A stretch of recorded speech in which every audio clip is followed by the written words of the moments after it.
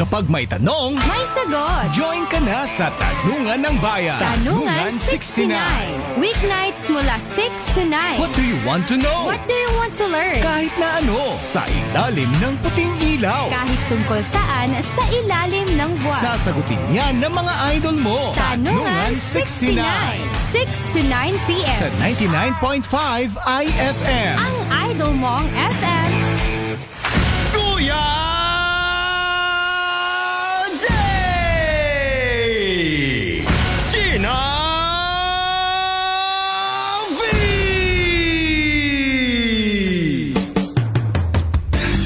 99.5 IFM. ang idol mong FM.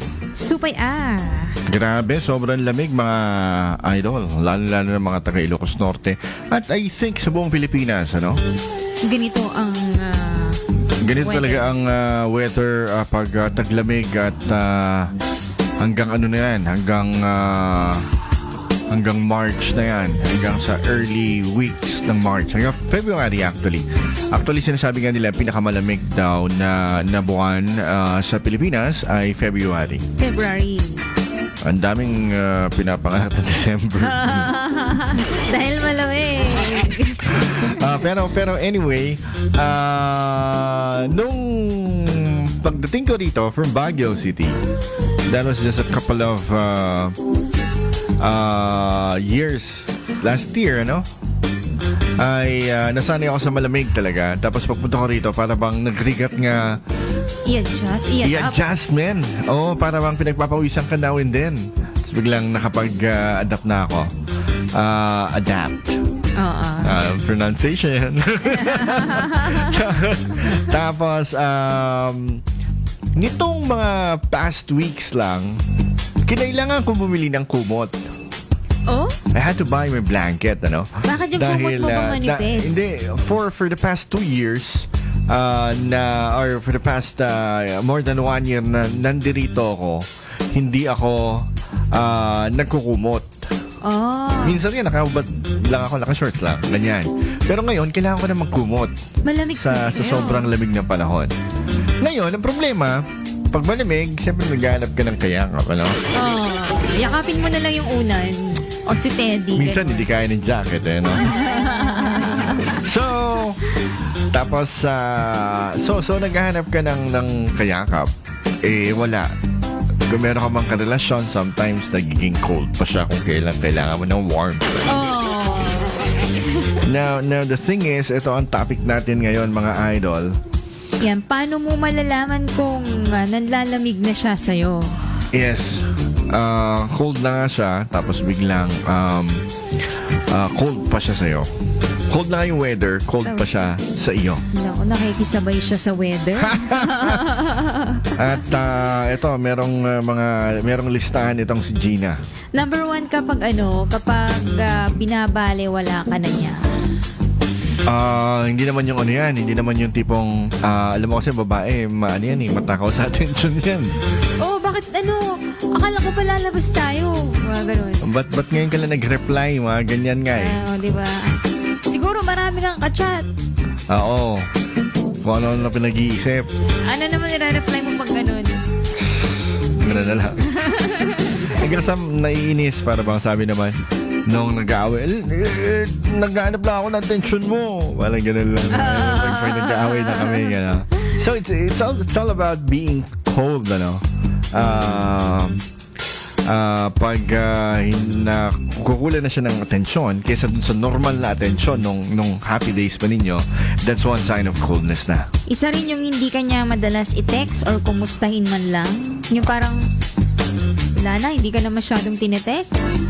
Again, merong basehan ulit yan, ano? Kaysa sa dati, no? Oo, kaysa sa dati. Kung dati na siyang hindi nagte-text, okay lang yan. Pero masanay ka. Pero pag bigla, Oo. Ano kung panunutin nyo? syempre baka nagbago na siya. May iba na siyang pinagkakabisihan. Tsaka mapapansin mo din, kapag the way na pag-text niya, hindi na dati. Yung parang pagalit na yung mga text niya. Diba? Bakit? Ganun. Pabalang. Pabalang siya. Napapansin niyo yung mga yon? Oo naman. Minsan kasi kayo, nag-overreact naman kayo. Baka nag-trip lang kasi yung lalaki na tingnan ko nga kung anong magiging reaction niya. Ganun. Tinanay mo na ganun? Hindi. Hindi, baka magalit, no? Talaga may reason siguro kung nagiging cold ako, no? So anyway, that's another of the sign na cold na siya sa'yo. Kapag wala na rin siyang oras para sa'yo, isa rin yan. Yung parang, ano na. Saka, pag hindi mo na rin maramdaman sa kanya ang pagiging concerned. Ano ba yung sample nito? That is very subjective no? Para bang, parang ano. feeling ko, hindi ka na nagkikare sa akin. Honey naman, nagkikare pa rin naman ako sa'yo. Bakit di mo man lang tinanong kung nakauwi na ako? Bakit? Awatable na yun. At least nandito ka na. Bakit nag-text dati? ka. Nag-aantay ako ng text mo. Bakit dati tinatanong mo ko kung nakauwi na ako? Syempre ako yung huli nag-text sa'yo. Ganon Issue yung mga ganon. Okay. That's another sign na cold na siya sa'yo. Eto, kapag niyayaya mo siyang mag-date or umalis, ay marami siyang dahilan para hindi kayo magkita. Keso busy sa work, keso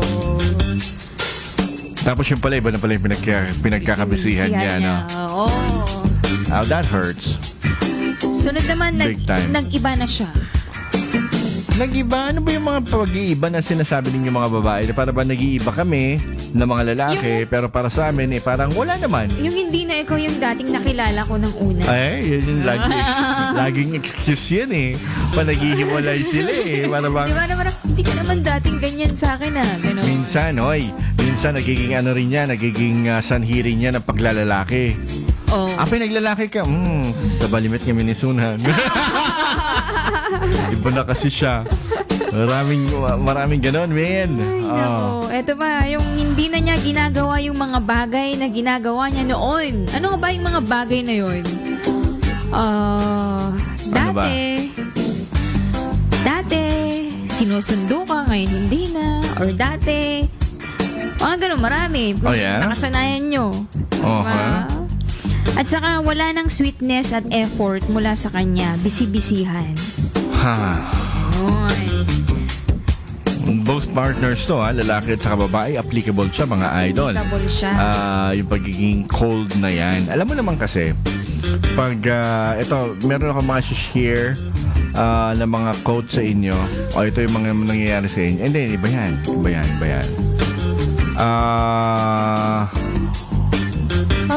Nawawala.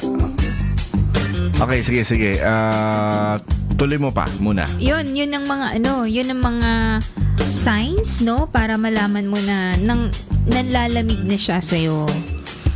Diyan ang kapag binabalewala ka na, hindi ka na niya madalas tinext, kapag wala na siyang oras sa'yo, hindi mo maramdaman sa kanya ang pagiging concern sa'yo, kapag ganiyaya mo siyang mag-date, ang dami niyang rason, saka nag-iba na siya, saka hindi na niya ginagawa yung mga bagay na ginagawa niya noon. Saka wala na yung sweetness at saka effort.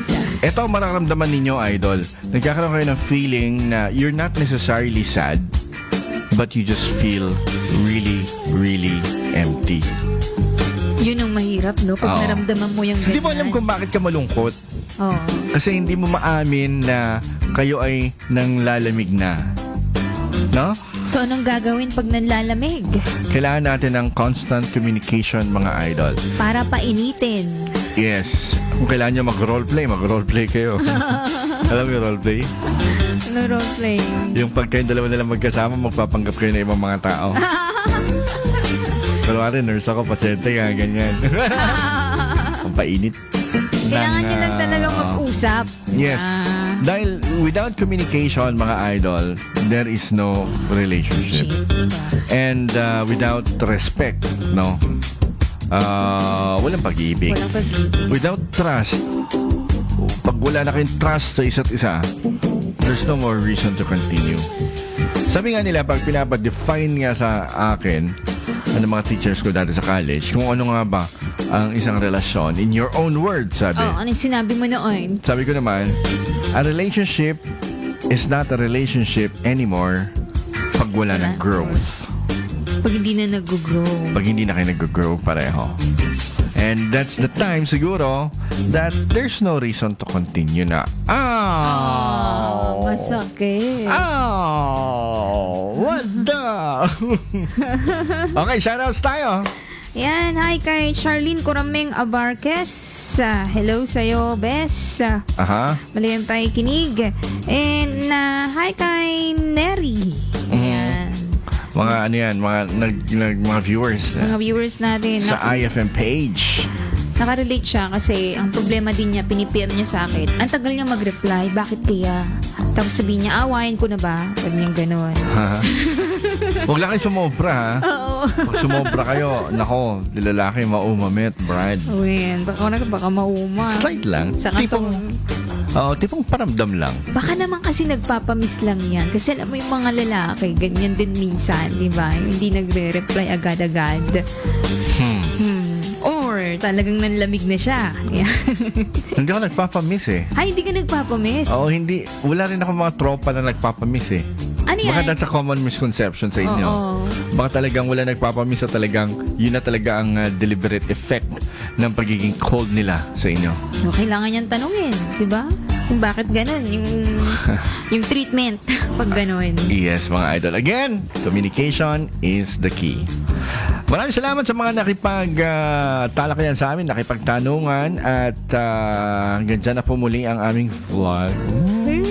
Ako po si Gina B na nagsasabing, iyong mo ko, gabi-gabi. Ay, dito na ba? Sabihin ko naman, ako naman si Kuya Jay na nagsasabing, anhin pa ang kama kung hindi ka liligaya. Panatiling makinig sa 99.5 IFM. ang Idol Mong FM. Supaya.